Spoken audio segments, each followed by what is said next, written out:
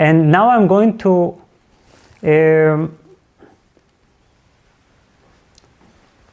explore very, very briefly, unfortunately, but I will come back to it when I will have nothing to say, probably during the school.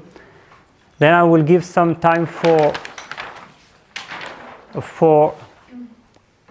questions. I'm going to explore the different purposes of meditation practice. There are, here in our case, 15 purposes. Again, I could come up with 20 and 30. It's just the major ones. And they can give us perhaps first of all, an incentive to start meditating. And second is to understand how many things and how many aspects this principle of meditation can contain. First purpose is bringing us back to our original nature. This is a very simple purpose. What we were before starting to think so crazily. What we were at the beginning point, as natural beings. This is a very important, perhaps the most important one. That is why it is the first. The returning to the original nature is feeling ourselves before we have put on ourselves these artificial, made-up selves, our personalities. Before we started to think in such complicated ways, we were very natural beings, a part of the cosmos, a part of life, like animals, like plants, like stars. So with meditation, we are moving back from these thinking selves to original, natural beings. Okay? And if you have questions about each purpose, go ahead, but not now. Second is making us complete. Making us complete, our other half. This is also very, very important. When we enter meditation, what happens is that we meet our other half. Sometimes we look for our other half in romantic relationships, like the complementary half that is there. But actually, our search for romantic partners in this way, in this psychological sense, is only because we don't have enough acquaintance with our other half. Our other half is what we can say our negative self. It's not shadow self in this horrible sense, but it's more like the invisible self that is actually the opposite of what we are. It is connected to timelessness. It is connected to being. We'll talk about it in the afternoon. It is connected to non-action. It is the other half that is like our passive side, passive aspect, our non-personality. And as soon as we begin to meditate, we feel a sense of wholeness, like two halves meet, and we are finally one being, because we need this other half. This is why I started this morning by saying we need meditation. Without this other half, we go crazy. Okay? Because we only know action, we only know time, we only know our personality. Living without knowing ourselves is, very incomplete. 3, freeing our awareness. This is, you can afterwards come and simply take a picture of it. You don't have to struggle to, unless you want to train your eyes. So freeing our awareness is also a very interesting aspect, because our awareness, our attention, is usually completely glued to certain patterns of thoughts and feelings. We don't have the sense that our awareness can be free and can freely, out of choice, disidentify from thought and feeling. As long as we cannot free our awareness, we actually believe that we are just our thoughts and feelings. So here we are starting to retrain our attention to be able to bring it back to a pure state, pure free state. 4, developing concentration and other qualities. This can be considered like a low purpose, like not so important, but it's actually highly important. Do we really know to concentrate? Do we really know how to gather all our being and to pay so much attention to a degree that we become one with what we do? This is concentration.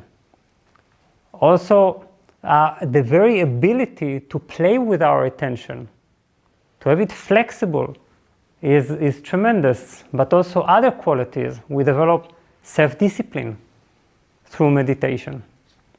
We develop the capacity not to react. We develop inner knowing.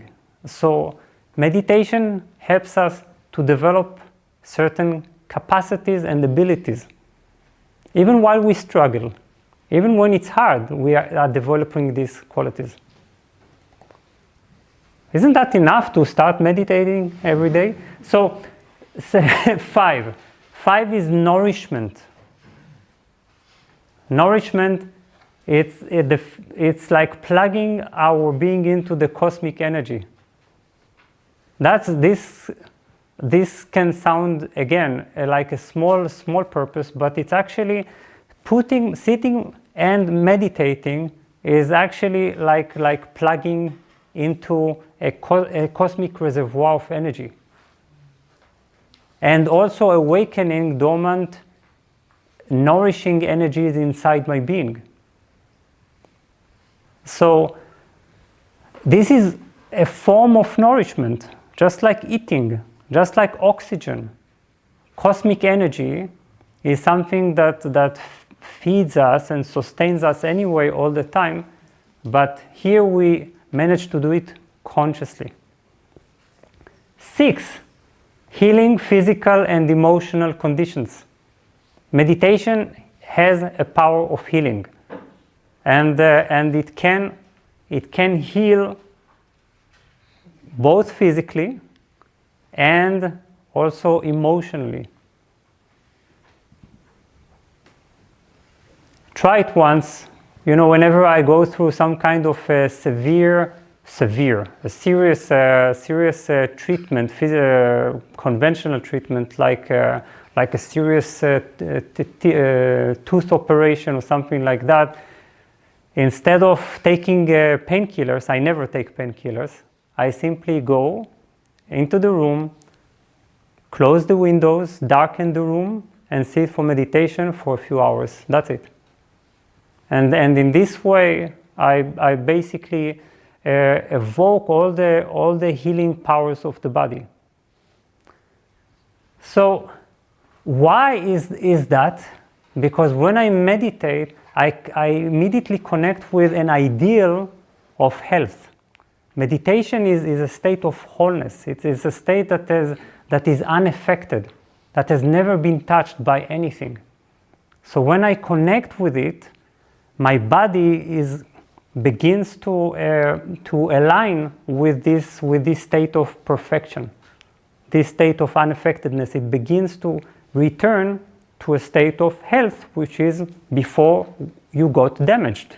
Do you understand? And that is why it is also a very important healing of trauma, because it brings us back to a state before time, before memory. Nothing happened to us. Can it be more healing? 7, intimacy with myself. This is very important. It's our chance to spend time with ourselves. And not only to spend time with ourselves, like, because this can be also reading books or painting or listening to music. This is the deepest intimacy with oneself one can ever get. You are just resting in yourself. And you are experiencing peace with yourself. So this is actually, meditation is the ultimate form of self-acceptance.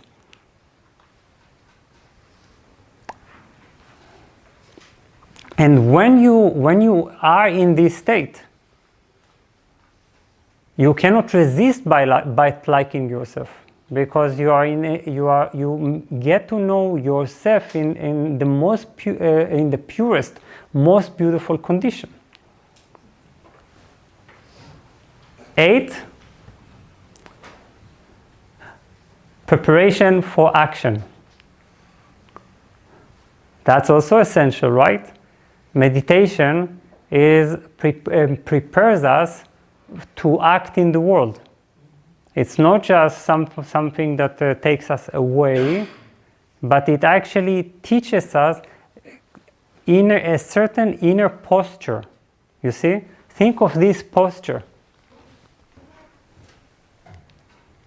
which is the ultimate meditation posture. Eventually it becomes a sort of an inner position in us. This erect, proud, fearless, all-accepting, completely open and available.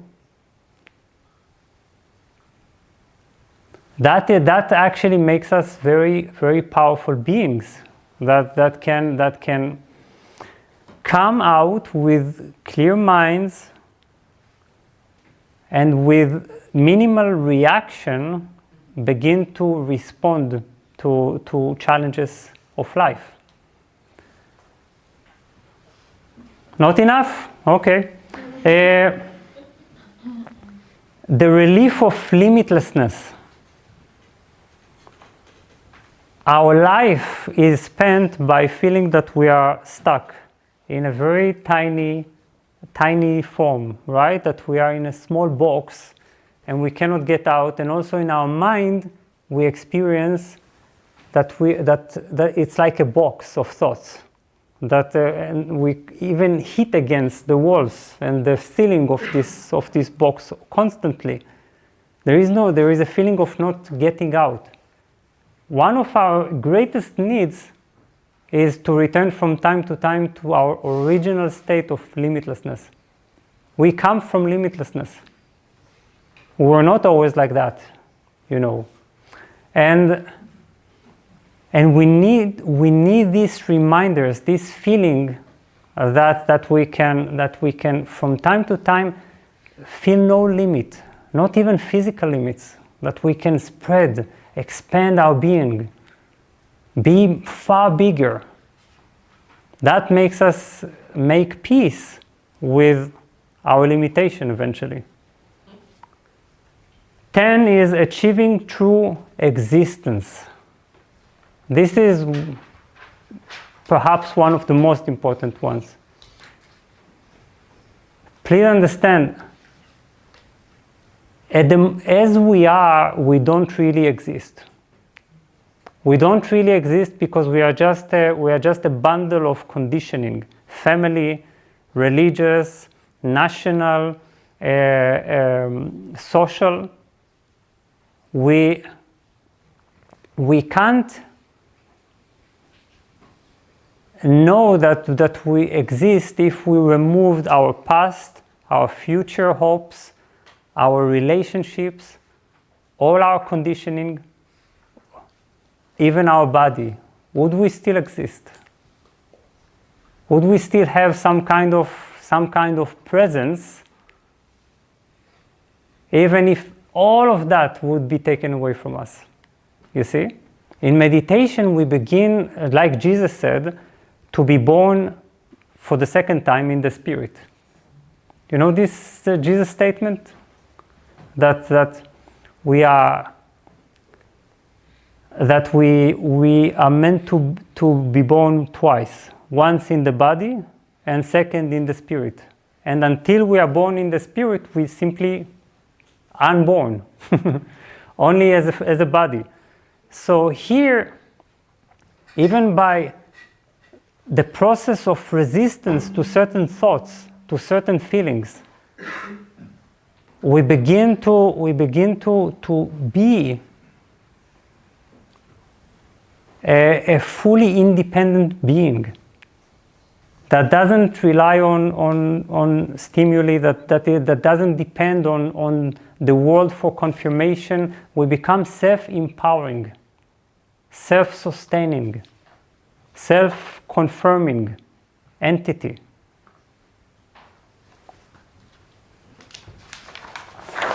And the 5 last. These are all connected, basically. All the following 4 are connected to our subtle body. First of all, what meditation does is it balances our chakras immediately. All our 7 energy centers, as soon as we enter the state of calm, are quickly brought into a state of harmony. We need to understand much of the turbulence that we feel in our body and mind is the result of unbalanced chakras, unbalanced energy centers. Can be a turmoil in the heart or in our 6th chakra. What we do is, as soon as we meditate, all chakras need is harmony, peace. And then they begin to align. Now, if chakras align, they become superconductors of energy that flows into our body. It nourishes our body, into our minds, into our emotions, and clarifies our energy system. Awakening the root chakra. This is an interesting point because our root chakra is all our earthly identity and all our attachments, everything that connects us to earth. It physically obeys the rules of gravity, the law of gravity. It wouldn't let us rise. It wouldn't let us be spiritual. So one of the most important subtle functions of meditation is to convince the root chakra that it can trust the spiritual state, that we can actually move beyond gravity in the other direction. And here is the other direction is what we call kundalini. At the base of the spine, where the root chakra and the sacral chakra exist, there is a tremendous force, life force energy that is called traditionally kundalini. As soon as we meditate, and perhaps you will begin to experience it, and I hope that some of you don't have much experience in meditation because you are going to have many surprises. And it's nice to be freshly surprised. When you begin to meditate, you may feel that there is a sort of an energy stream that flows upwards throughout your spine. It is always followed by some kind of excitement or chill or the feeling of a heightened awareness. So this is very important to awaken the kundalini, and meditation is probably the supreme source for doing that. Awakening the third eye. This is also essential, because usually our third eye that is meant to govern the world of our thoughts is in a poor state of scatteredness, of lack of concentration. And it's meant to be the supreme part of our being that commands everything. So when we begin to meditate, we are awakening the third eye and bringing the master back home. Okay, so we have a master to dominate all our feelings, all our confused thoughts, and tell what is real and what is false. When your sixth chakra is awake, you can actually decide what you wish to identify with, what thought you don't want to identify with. And that is probably the greatest power that one can ever have. And the last one, and I keep it for the last, as the last because many don't have this kind of aspiration, but this is perhaps why meditation was invented. 7,000 years ago. The direct way to come into contact with the universe and with the divine. Religion has provided us with many pathways. We have worship, we have prayer, and we have a right action, but commandments. But there is only one way through which we can directly experience divinity, you see? As long as you pray or you do something, you still feel that there is something out there that you believe in. Meditation is the only way that we have of directly knowing what we can call God, knowing the divine, knowing it in our hearts, in our bodies. How do we do that? By making ourselves vehicles, channels, empty channels that can be filled with this presence. But for that we need to reach a complete state of non-action. Do nothing, and that makes us completely available. So I think this is how meditation started. There is a quote of, do you know Father Pio? Father Pio is I think one of the greatest being in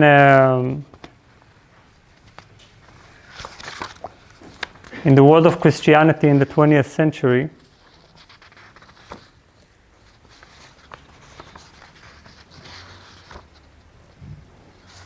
And where is it? I brought the papers just for it.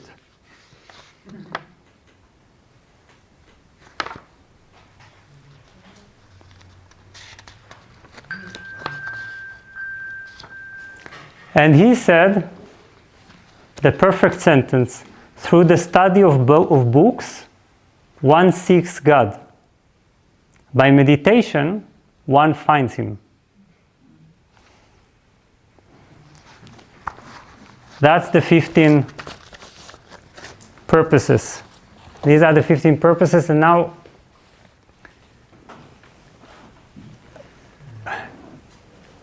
as soon as you understand that all this can happen by you simply sitting for meditation or doing an active meditation, perhaps this can inspire you.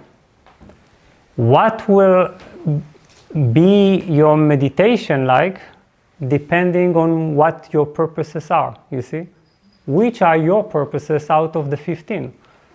This is what you will attract.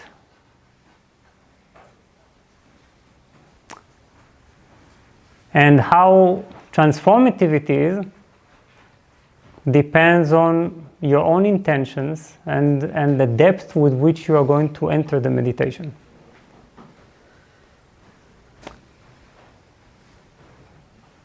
So let's see if there are some questions.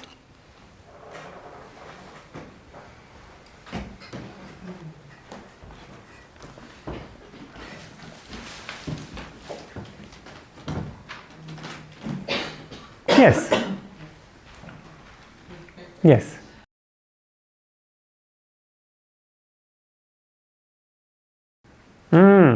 So the question is about the awakening of the root chakra, if it helps us to be more grounded, or if it helps us to do the opposite.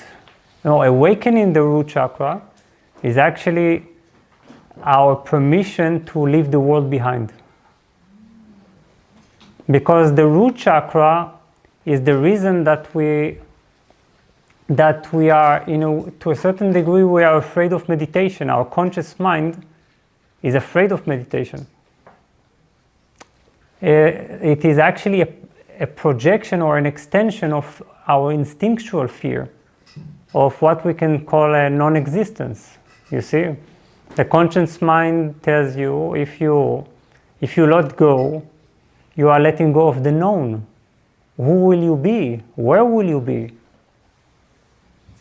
It's like death, you see? So this is what it tells you, which is a complete lie, because it's life. So when the root chakra begins to be convinced, to have the trust, it manages to overcome the instinctual habit to attach, to cling to the known. That is why our entire spiritual journey depends on the awakening of the first chakra. It's like the gatekeeper. If he doesn't let you go, if he doesn't open the door, you can only have slight experiences, but never really embark on the journey of transformation. Yes.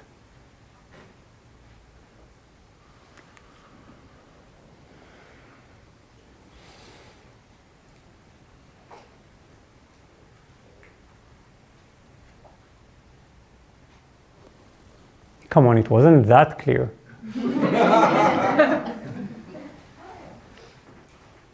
Yes.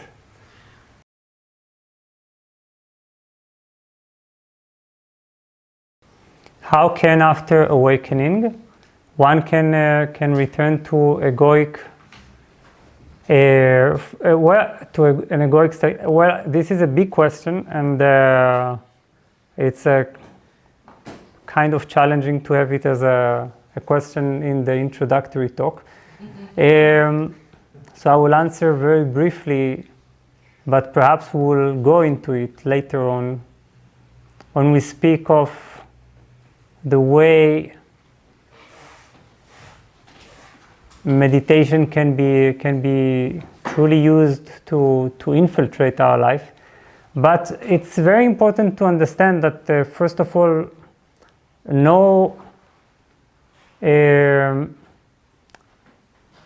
that there are many different types of awakening, and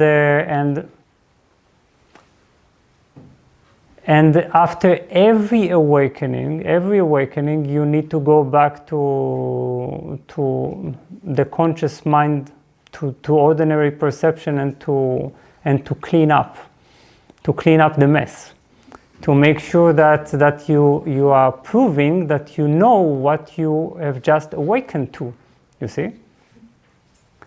For example, you just had the mountain meditation. Perhaps you had a slight taste of the feeling of being stable even when there is a mess around, okay? Now, soon after the meditation, you will have a challenging experience in which you will be tested, you see, on exactly this object. Now, do you know it or do you not? Will you return to the habit, or will you choose to connect to this feeling and how to respond to reality from it?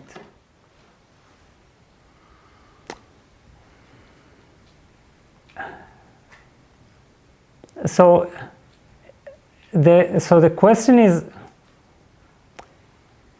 needs to be understood in this way, that we need to return and then to again deepen our awakening.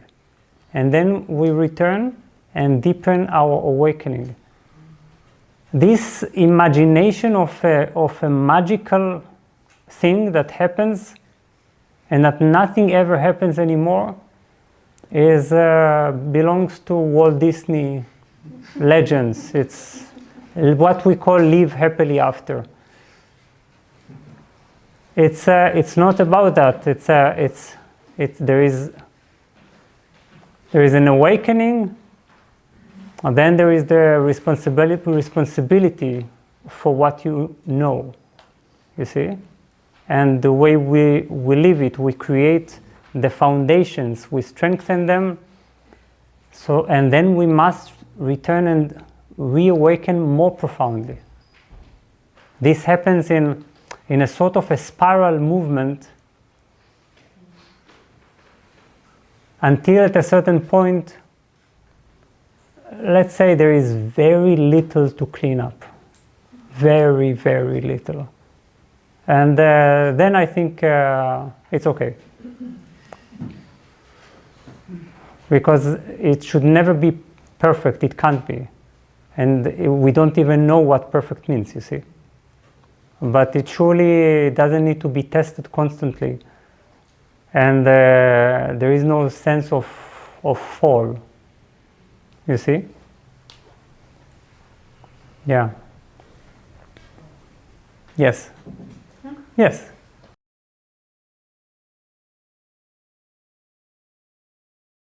Well, what does it mean natural? Because obviously nobody is doing it.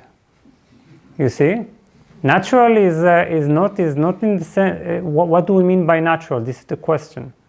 If natural is what everyone is doing, the human habit, then obviously it is not natural. Is it connected to our deeper nature and responds to the need of our deeper nature? Definitely.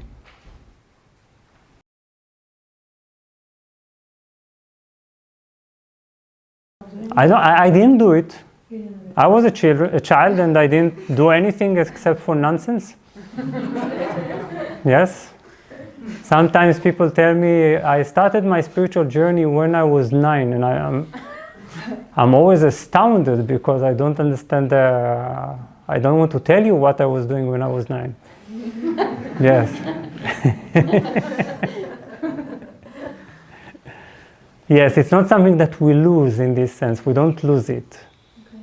It's that's why this is the paradox, you see, because I talked about two purposes. One is returning to our original state, but also creating ourselves for the first time. Because we don't really exist as independent beings. You see. So, and this is exactly the paradox. It is not natural in this sense. To connect to your deeper nature, it actually makes you natural for the first time. Because natural means being a part of the real world. The world of trees, of sky, of stars, of the sea. You see? And unnatural means to belong to the world of thought, which is like plastic flowers. The difference between plastic flowers and flowers that grow in your garden.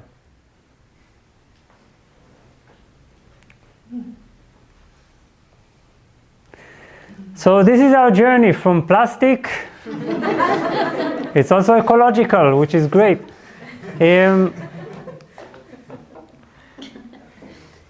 So we're now going to take a 20 minutes break. Enjoy your break, relax, and we will meet for our first practice. Thank you. Maybe we have a tremendous journey.